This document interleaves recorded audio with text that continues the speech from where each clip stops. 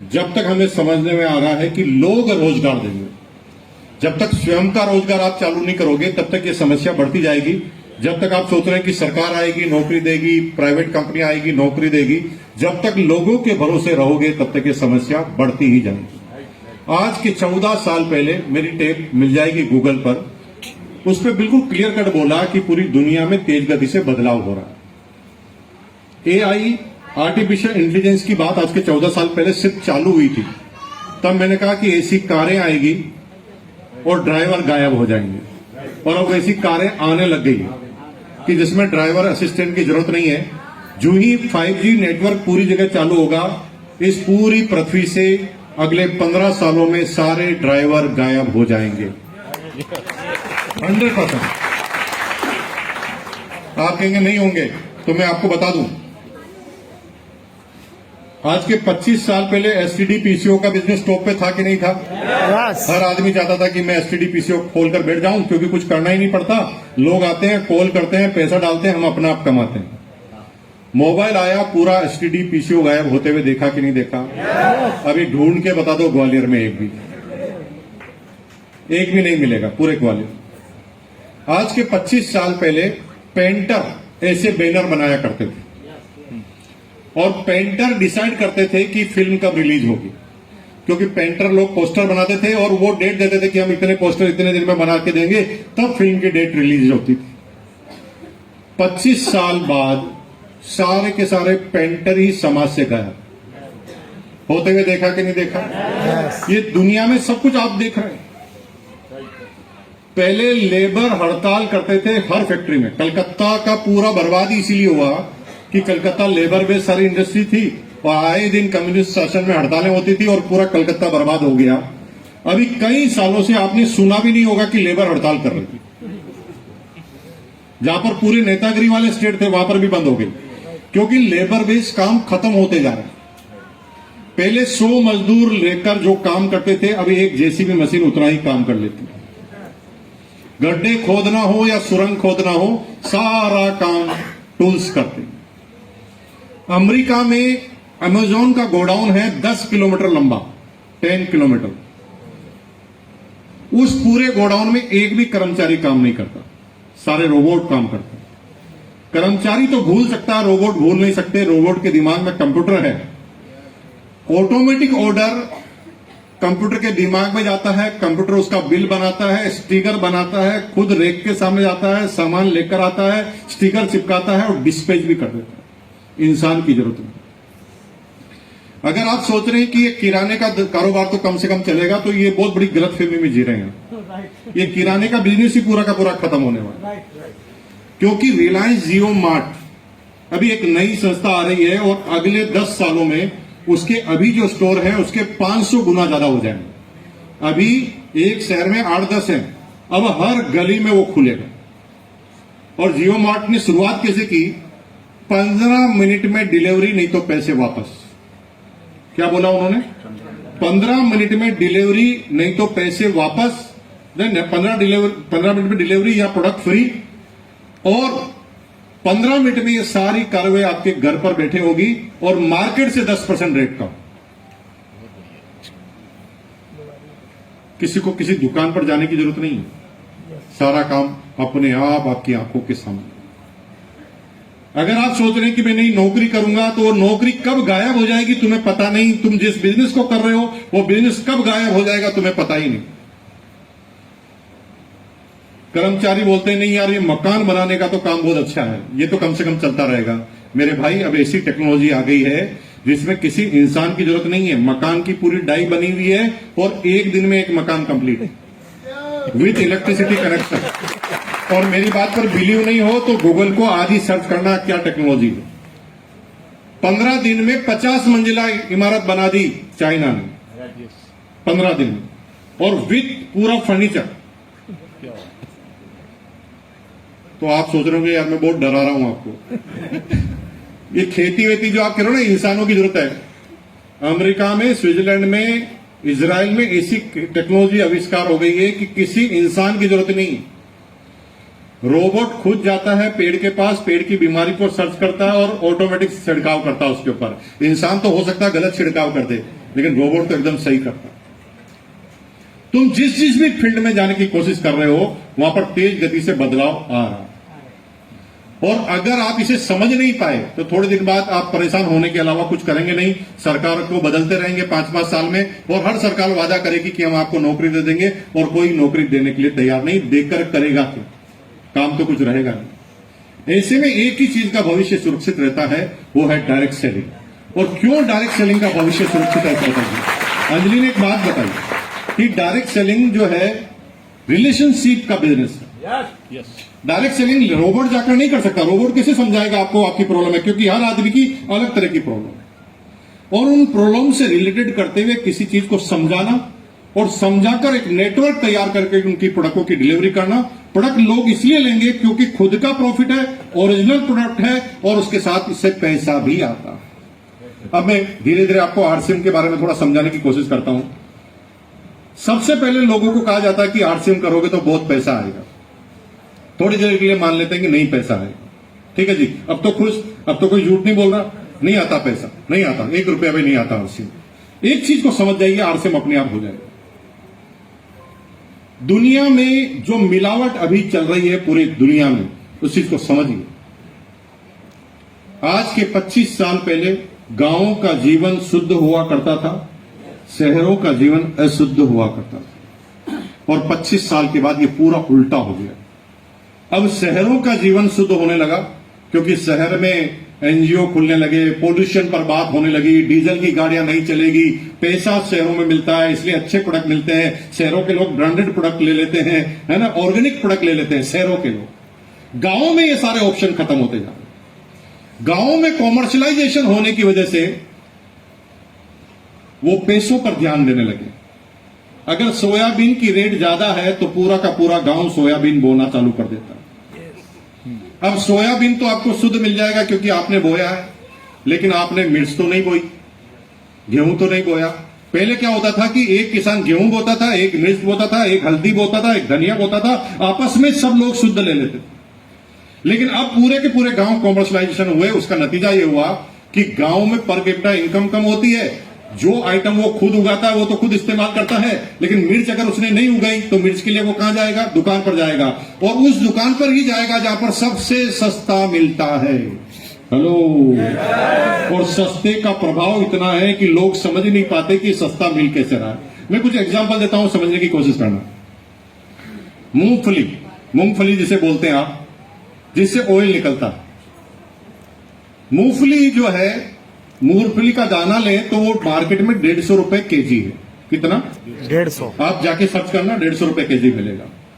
150 रुपए केजी की मूंगफली को आप अगर गाड़ी में डालें या मशीन में डालें तेल निकालने के लिए, तो 1 किलो मूंगफली से 250 से 350 ग्राम, यानी मिनिमम 250 ग्राम और मैक्सिमम 350 ग्राम तेल निकल सकता है। तो 450 की मूंगफली से 1 लीटर तेल निकलता है। तेल की रेट होनी चाहिए 500 रुपए लीटर। यस। तेल की रेट है 170 रुपए के litre. How is it possible? आप बताओ, कोई समझा सकता तो बता दो। आप कह रहे हो ना मूंगफली का तेल है, तो मूंगफली की तो दाना 160 रुपए किलो है, और 160 रुपए किलो के दाने से अगर 300 ग्राम ऑयल निकलता है तो रेट तो 500 रुपए लीटर होनी चाहिए, लेकिन वो आपको 180-90 रुपए में कैसे मिल जाता है? हम इस बात को समझ नहीं पाए। भारत सरकार ने किसी भी खाद्य तेल में 40 से 50% दूसरे खाद्य तेल की मिलावट की अनुमति दी है, और खाद्य तेल में सबसे घटिया किस्म का खाद्य तेल पाम ऑयल होता है, और पाम ऑयल सबसे सस्ता होता है, इसलिए मूंगफली के तेल में, सरसों के तेल में, सब में वो मिलाया जाता है। और कहते हैं कि पाम ऑयल का तेल अगर सीधा सा आप 6 महीने तक तैयार करें तो आपकी सारी नसें ब्लॉक होने वाली है, दुनिया की ताकत रोक नहीं सकती। ये थोड़ी बहुत भी इसलिए बची हुई कि दूसरा तेल इसमें साथ डाला जाए।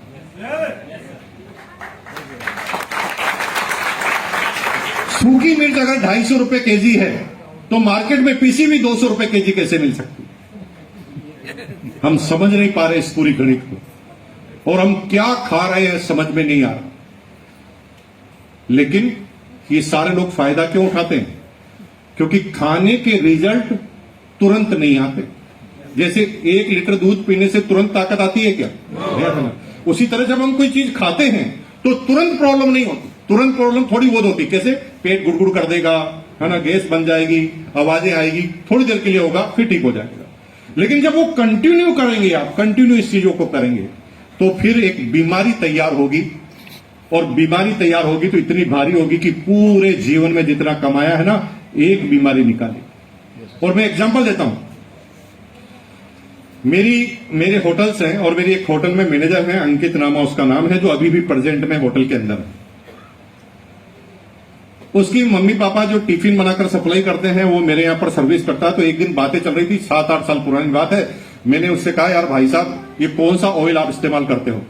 वो कहे, सर हम 50 रुपए में टिफिन देते हैं, और 50 रुपए में ज्यादा रेट बढ़ाते हैं तो कोई लेता नहीं। मैंने कहा 50 रुपए में कैसे खाना आ सकता है? मैंने कहा क्या क्या देता? वो कहा 2 सब्जी, दाल, सलाद, चावल, रोटी, और सैटरडे के दिन मीठी सब्जी, मीठा भी, खीर भी। मैंने कहा संभव कैसे 50 रुपए सर्विस में दे देगा? वो कहा सर हम करें क्या, ज्यादा बढ़ाते तो कोई लेता नहीं, और इसी रेट में हमें देनी पड़ती है। तो मैंने कहा फिर क्या करते हो? बस क्या करते हैं, जाते हैं मार्केट में, कहते हैं सबसे सस्ता क्या है, जो भी सबसे सस्ता होता है। जैसे सब्जी वाले के पास जाते हैं कि भाई तेरे पास कौन सी सब्जी बच गई है, सबसे सस्ती कौन सी दे रहा है, वो सब्जी ले लेते हैं, सबसे सस्ती हल्दी ले लेते हैं, सबसे सस्ता तेल ले लेते हैं, और फिर वो बनाकर खिला देते हैं। मैंने कहा फिर तुम? वो कहा सर 2 बार थोड़ी खाना बनाएंगे, वो जो बनता है उसी को हम खा लेते हैं। मैंने कहा भाई साहब प्रॉब्लम में फंसने वाले हो। वो कहा सर 2 साल से खा रहे हैं, अभी तक तो कोई प्रॉब्लम नहीं है। मैंने कहा भाई 2 साल में नहीं हुई, 3 साल में, 5 साल में ये तुरंत होगी। वो कहा सर होगी जो देखा जाएगा। और पिछले साल उसके पापा को हार्ट अटैक आया, 3 नसें 98% block, hand to hand doctor ने कहा कि 24 घंटे में बाईपास सर्जरी होनी चाहिए। पूरे जीवन में कमाकर 15 लाख का एक मकान बनाया, तुरंत बेचने गए तो जो दलाल थे उन्होंने ब्लैकमेलिंग करते हुए 12 लाख में मकान खरीदा, और 9 लाख रुपए उस ऑपरेशन में लग गए। पूरे जीवन का एक दिन में सत्यानाश।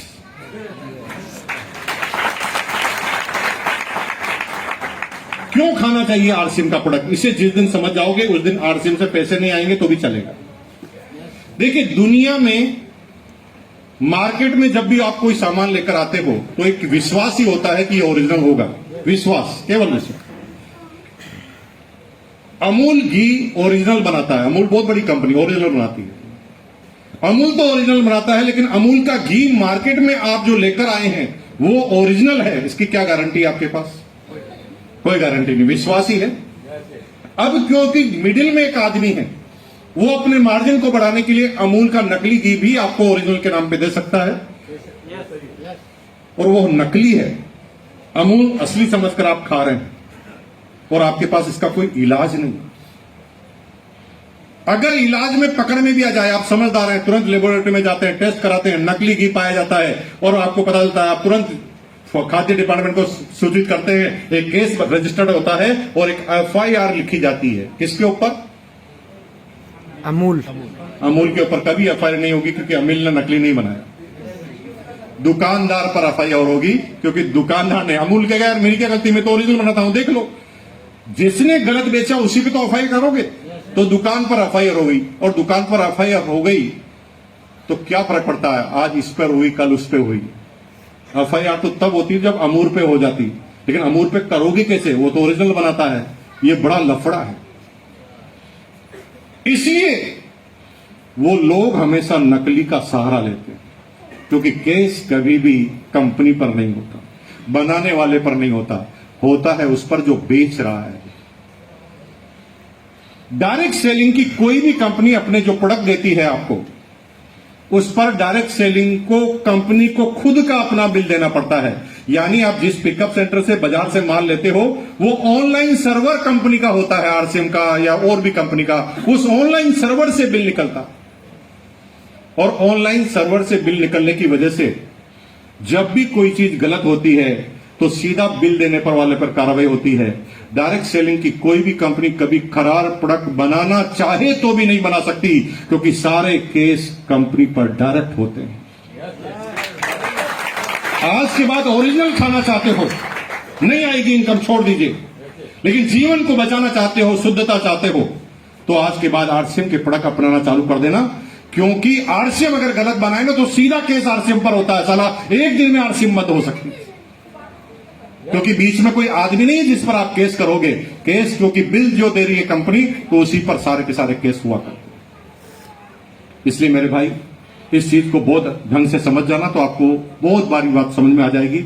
और पूरी दुनिया बहुत आगे से और तेज गति से जा रही है। पूरी दुनिया में इतने तेज गति से बदलाव हो रहे हैं, आप सोच भी नहीं सकते। एक एक करके इंसानों की नौकरियां गायब होती जा रही है, और ऐसे समय में डायरेक्ट सेलिंग एक मात्र जरिया है जिसमें अपना इंडिपेंडेंटली कारोबार हम करें। मेरा नाम मुकेश कोठारी है और मैं भीलवाड़ा से आपके बीच में आया हूं। 1973, कोई बहन अगर बात कर रही है तो मैं थोड़ा सा निवेदन करता हूं कि अर्जेंट कॉल है तो बाहर जाकर बात कर ले। 1973 में मेरा जन्म भीलवाड़ा में हुआ। आई एम सिंपली बीकॉम, ज्यादा पढ़ा लिखा नहीं हूं। मेरे से कई ज्यादा पढ़े लिखे लोग यहां पर हो सकते हैं। मैं आपकी बुद्धिमत्ता को, आपके ज्ञान को प्रणाम करता हूं और जिंदगी भर कोशिश करूंगा कि आपसे सीखता रहूं। 1973 में जन्म के बाद अपनी इंटर एजुकेशन लेने के बाद एक प्राइवेट नौकरी से मैंने अपना इकोनॉमिकल करियर चालू किया था। 750 रुपए की नौकरी से। 750 रुपए की नौकरी मैंने क्यों की? क्योंकि मेरे पिताजी करोड़पति थे। Yes no.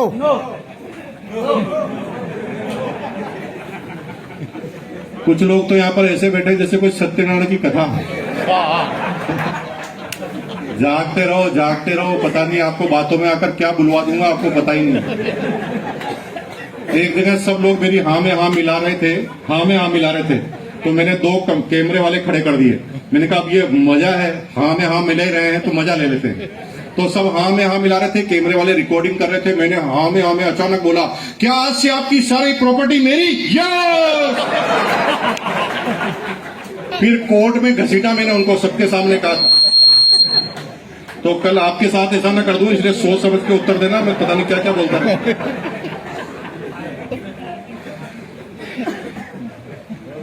परिवार का जो इकोनॉमिकल जो बैकग्राउंड था ज्यादा अच्छा नहीं था। मैं जब 9 साल का था तब मेरे पिताजी रिटायर्ड हो गए थे, डिफेंस के अंदर थे, फिटनेस साथ नहीं देती थी। वक्त से पहले कंपलसरी रिटायरमेंट लेना पड़ा।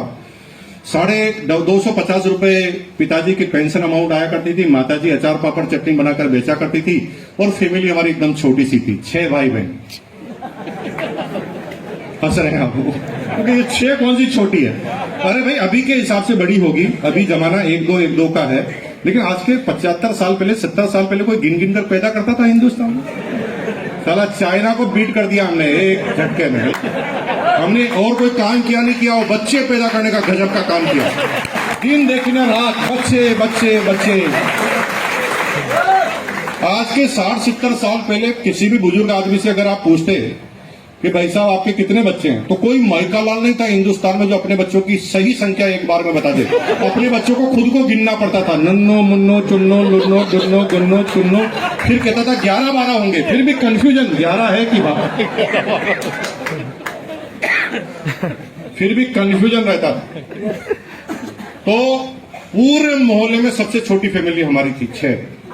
हमारे पड़ोस में लोढ़ा साहब थे, उनके 13, 11 तो क्रिकेट के प्लेयर, 2 एक्स्ट्रा। मम्मी पापा खुद ही एम्पायर बन जाते थे, किसी क्रिकेट टीम की जरूरत नहीं, सब वहीं थे वहीं। ये सबसे छोटी फैमिली हमारी थी। सभी भाई बहन स्कूल कॉलेज में पढ़ा करते थे।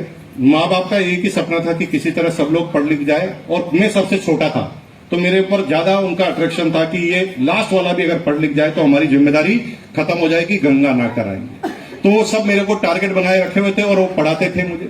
पढ़ाई लिखाई से बचपन से मेरी कोई रुचि रही नहीं। पढ़ते सिर्फ इसलिए थे कि पिताजी मारते थे। पिताजी ने क्लियर कट कह दिया था कि बेटा अगर घर में रहना है तो पढ़ना पड़ेगा। और सारे बच्चे इसलिए पढ़ रहे थे, उन्हें पढ़ना था, हम इसलिए पढ़ रहे थे कि हमें नहीं पढ़ना था। क्योंकि कैसे भी करके पिताजी कह रहे थे कि बीकॉम एक बार कर लो, उसके बाद तुम्हारी इच्छा हो जो करना। तो बीकॉम करना हमारा अंतिम मकसद हुआ करता था। पढ़ने के लिए माँ बाप भेजते थे, लेकिन 6ठी क्लास में ध्यान पैसों की तरफ जाता था। 6ठी क्लास में लोगों का गिल्ली डंडा पे ध्यान जाता था, क्रिकेट पे ध्यान जाता था, मेरा पैसों पे जाता था। क्यों? क्योंकि घर में जब भी कोई तनाव आता था, टेंशन आती थी, झगड़ा होता था, तो उसकी वजह पैसा होती।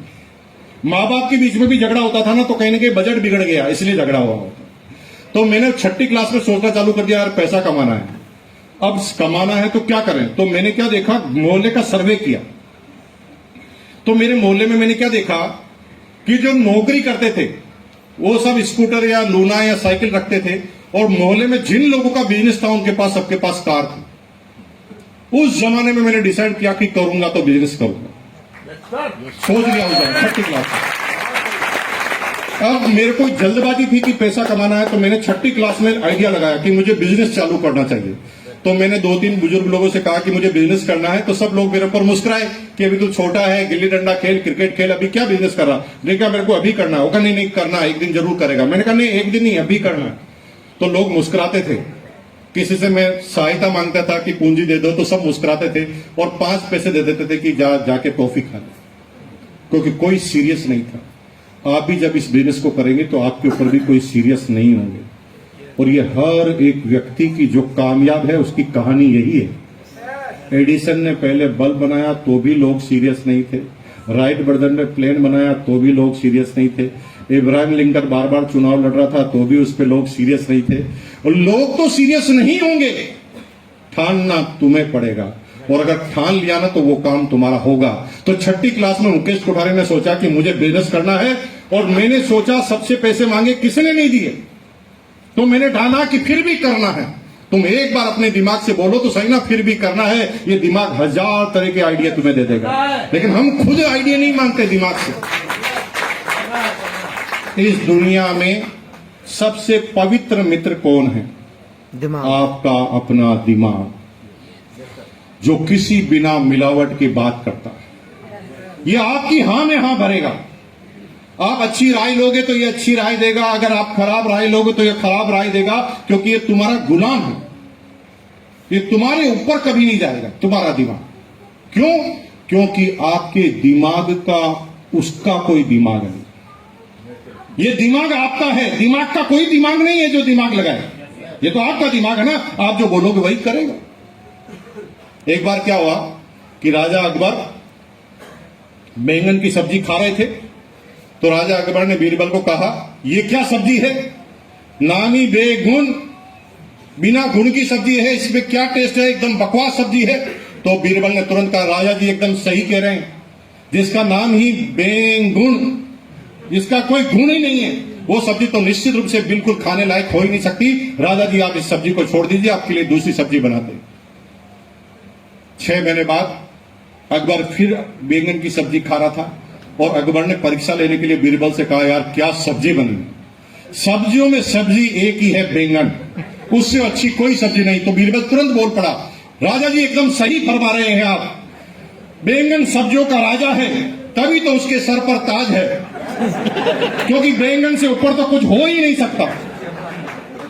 राजा ने तुरंत कहा, यार गजब आदमी है, 6 महीने पहले तूने कहा था ये खराब है, और 6 महीने बाद अब तू खुद कह रहा अच्छा है। तो बीरबल ने एक ही जवाब दिया,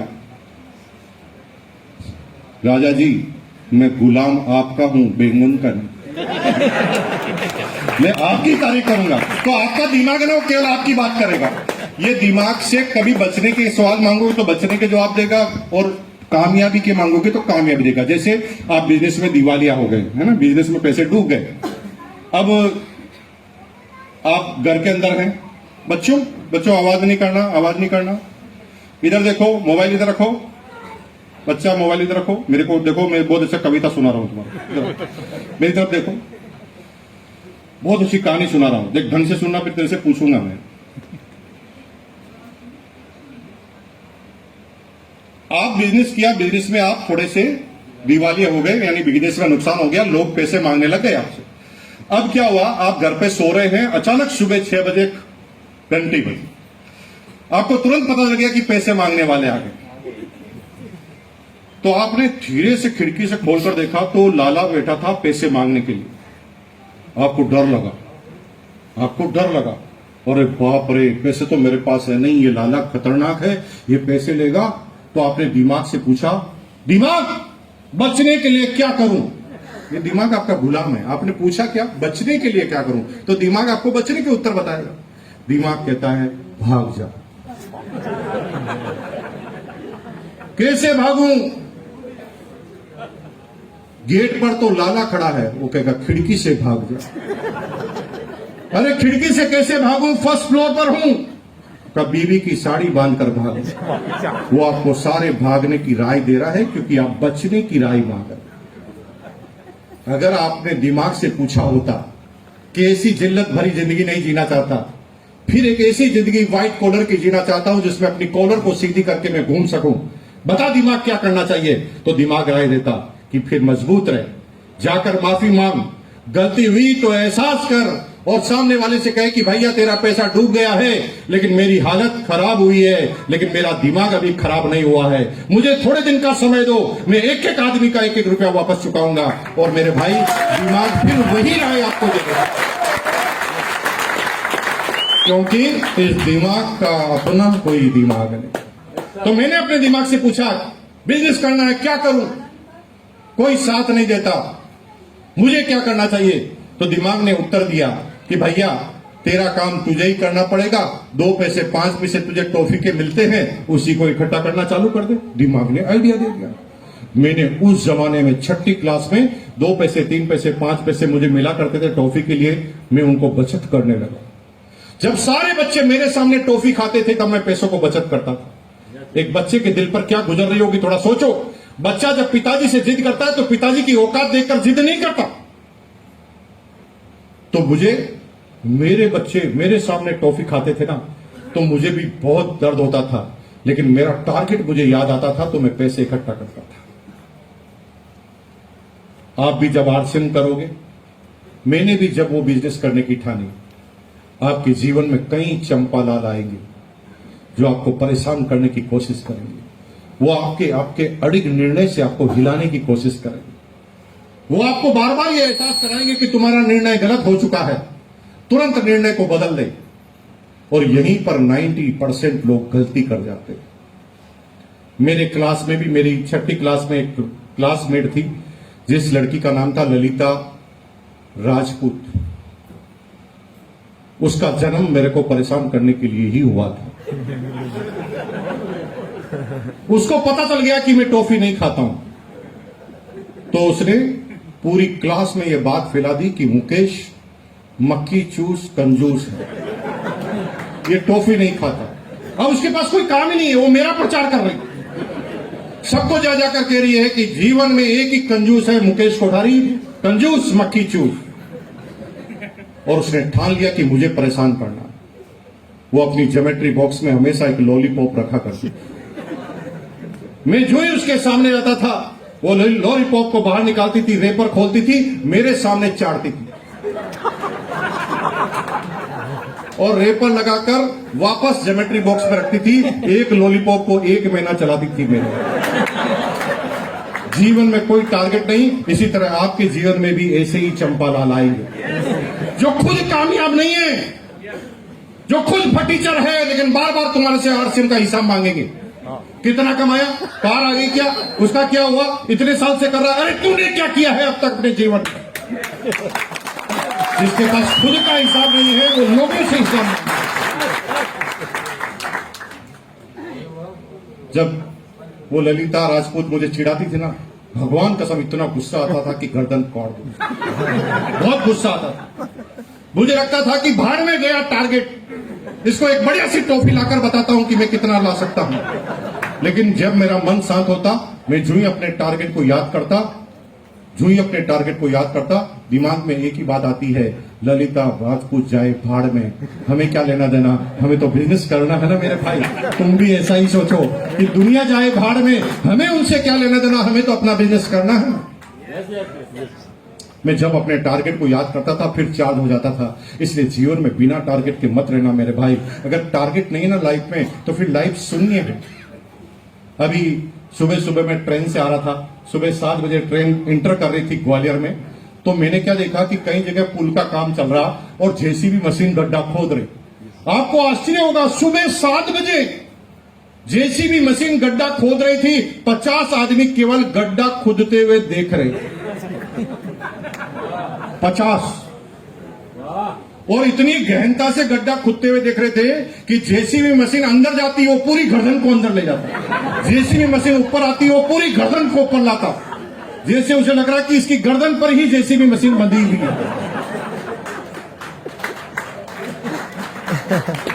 ये 50 आदमी सुबह 7 बजे गड्ढा खुदते हुए क्यों देख रहे थे पता है? क्योंकि उनका खुद का कोई टारगेट था ही नहीं, तो जेसीबी मशीन ने टारगेट बना लिया। अगर खुद का टारगेट रखते तो जेसीबी मशीन टारगेट नहीं बनाती। रोड पर तो कई लोग जा रहे थे मेरे भाई और बहनों, जिनको हॉस्पिटल जाना था ना, वो जेसीबी मशीन की तरफ देख भी नहीं रहा। जिनको ऑफिस जाना था ना वो जेसीबी मशीन की तरफ देख भी नहीं रहा था, जिनको सेमिनार में आना था ना वो जेसीबी मशीन की तरफ देख नहीं रहा था, जिनका टारगेट था वो देख नहीं रहा था। देख सिर्फ वो रहे थे जिनका आज घर से निकलते वक्त कोई टारगेट नहीं था। तो जेसीबी मशीन ने कहा रुक, मुझे दे, अपना टारगेट बनाया। आपको आश्चर्य होगा, 1 साल तक मैंने एक भी टॉफी नहीं खाई और 1 साल में ₹1.60 इकट्ठा कर दिया, ₹1.60 1 साल। लेकिन दुकान लगाने के लिए काफी नहीं था, तो मैंने अपने बड़े भाई से पैसा मांगा। मैंने कहा भाई साहब आपके पास भी ₹1.60 है, उधार दे दो। प्रश्न ये नहीं है, प्रश्न ये है कि मेरा तो टारगेट था बिजनेस करना, इसलिए मैंने पैसा इकट्ठा किया। मेरे भाई का तो कोई टारगेट ही नहीं था, फिर उसने पैसा क्यों इकट्ठा? जीवन में संगत का असर होता है। जैसी संगत वैसी रंगत। आवारा के साथ रहोगे तो आवारा के गुण आएंगे, साधुओं के साथ रहोगे तो साधुओं के गुण आएंगे, आतंकवादियों के साथ रहोगे तो आतंकवादियों के गुण आएंगे। और जब कामयाब लोगों के साथ रहते हैं तो कामयाबी के गुण आते हैं। मेरा भाई पैसा सिर्फ इसलिए इकट्ठा करता था कि उसे डर लगता था कि अमीर तो छोटू बन जाएगा, मैं तो गरीब ही रह जाऊंगा, तो उसने मेरे कंपटीशन में आकर पैसा इकट्ठा करना चालू किया। मेरे भाई मुकेश कोठारी अगर कामयाब है तो बीसी छाबड़ा जी की गाड़ी में बैठने की वजह से कामयाब है। मेरे भाई शुरुआत से ही संगत बीसी छाबड़ा जी की करना चालू कर दी। जब सारे बच्चे चौराहे पर लड़कियों की बात करते थे तब हम आरसीएम में रॉयल्टी पर जाने की बात करते थे। यही संगत का असर, संगत का असर। ग्वालियर में, और ग्वालियर नहीं पूरी दुनिया में, हर नगर में एक पॉश एरिया होता है जहां की रेट पूरे गांव से सबसे ज्यादा होती है। वहां पर अमीर लोग रहते हैं। आपके ग्वालियर में भी कुछ रोड होगी जहां पर सबसे ज्यादा महंगी रेट होगी। उसके 1 किलोमीटर बाद ही एक झोपड़पट्टी है, वहां पर रेट 10 गुना है, कम है। 1 किलोमीटर से न वायुमंडल बदलता है, न जमीन का वाटर लेवल बदलता है, और न ही रेलवे स्टेशन से दूरी बदलती। फिर भी रेट में 10 गुना अंतर क्यों है पता है? क्योंकि एक जगह कामयाब लोग रहते हैं और एक जगह